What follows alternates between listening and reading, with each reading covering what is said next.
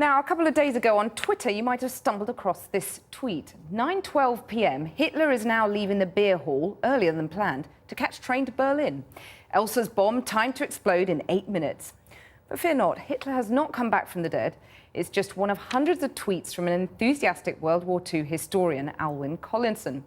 He's decided that for the next 6 years, he's going to dedicate himself to tweeting events from World War II in real time. And he joins me now. Alwyn Collinson, what on earth gave you this idea? Well, it just popped into my head that you could use Twitter to connect people with history in this way and make people understand how it must have been like to live day to day in this terrible climate of fear and uncertainty. And once the idea was there, I just couldn't get rid of it. What's been your busiest day so far?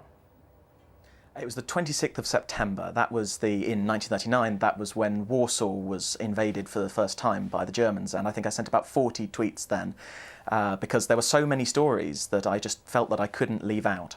Isn't this all a bit strange, though? I mean, you're going to be up half the night tweeting, aren't you? I mean, how have you had time to come on and talk to us tonight?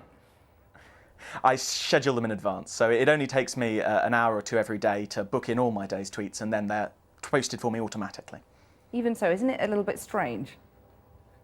It's extremely strange. I hope as well it's a little bit strange for the people following me, because I've had many people contact me to say, I forgot what your feed was about, and then suddenly I thought the Germans were invading, Holland. What's going on? But I like that. I think that it really gives a sense of what it must have felt like at the time, and that's the most important thing. Is it a bit of fun, or is there a serious point? Are you trying to teach people about history? Absolutely, yeah. I think that Twitter might not be a very good tool for teaching history. It's not very good for giving a lot of context, but it certainly helps to remind people of the way that people lived at the time. And I think remembrance is very important through people's own eyes and through their own words. It's not enough just to read them in a list of casualties. You have to think about how they must have felt at the time as well. And you've built up quite an international following, I hear.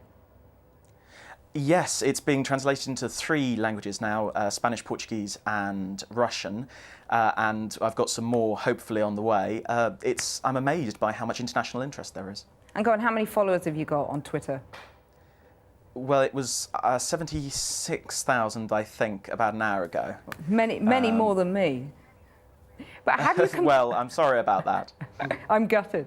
But how do you combine this with your day job, though? My day job has been extremely understanding. They are very tolerant of me taking a little bit of time to talk to people, to read interesting articles that I might use in my Twitter feed. I can't thank my colleagues enough, really. And you really think you're going to be able to keep it up for the 6 years? I hope so. I'll probably have to get some help at some point. But if you are interested in volunteering, in helping out, or in sending me any interesting material, please do follow me and then email me. Alwyn Collinson, thank you very much for joining us. Tonight's main news, the Prime Minister has warned that the Italian debt crisis poses a clear and present danger to the whole of Europe. His comments came as the European Union revised down its growth estimate from 5.8% in the coming year to just 0.5%. But one EU commissioner said that European growth had stalled and that there was a real danger of full-blown recession. And remember, you can follow us both on Twitter. I'm in need of a few followers to catch up with him. And Channel 4 News continues online at channel4.com/news.